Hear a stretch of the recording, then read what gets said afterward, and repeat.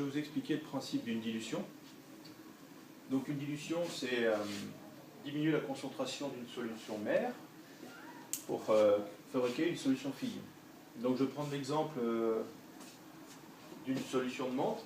Donc là on a de la menthe concentrée dans un bidon. Et on va se servir un peu de cette menthe pour boire un verre d'eau mentholée. Donc ici j'ai dessiné un petit volume de solution mère que l'on va prélever et verser intégralement dans le verre. Ce volume de solution mère va représenter une certaine quantité de matière qu'on va appeler quantité de matière N prélevée. Cette quantité de matière N prélevée est à la concentration mère C mère. Donc lorsque l'on verse intégralement cette quantité de matière ici, on la retrouve dans le verre et on va rajouter de l'eau pour la diluer et fabriquer une solution d'eau mentholée. Le volume ainsi créé de solution fille va s'appeler le volume fille et la concentration de la solution fille va s'appeler C fille. Alors, le but du jeu, c'est de créer un lien entre les grandeurs qui sont ici, côté solution fille, et côté solution mère.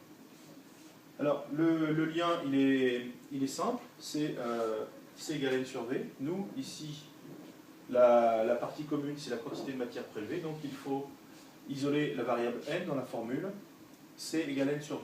Donc, ça donne N égale C fois V.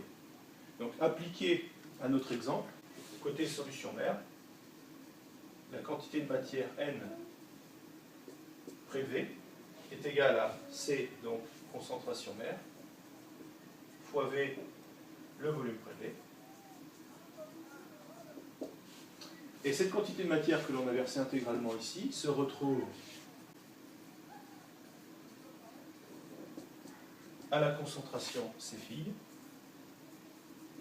dans un volume V fille. À partir de là, on a une égalité puisque la quantité de matière prélevée est la même dans les deux cas. On peut donc en déduire que C mère fois V prélevé égale C fille fois V fille.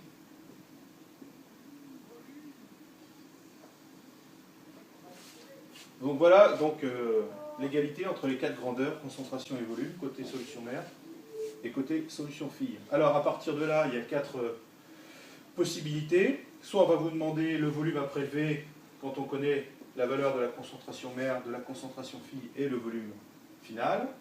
Soit on va vous demander la concentration fille et ça sous-entend qu'on connaît les trois autres.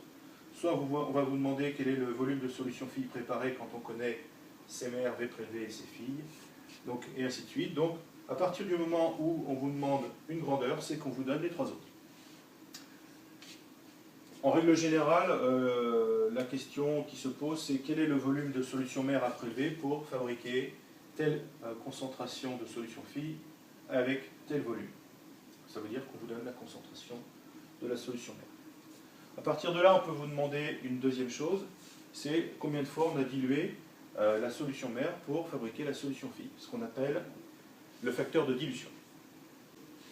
Alors le facteur de dilution, il est noté D, il est tout simplement égal au rapport de la concentration mère sur la concentration de la solution fille. Il est aussi égal au volume de solution fille divisé par le volume prélevé.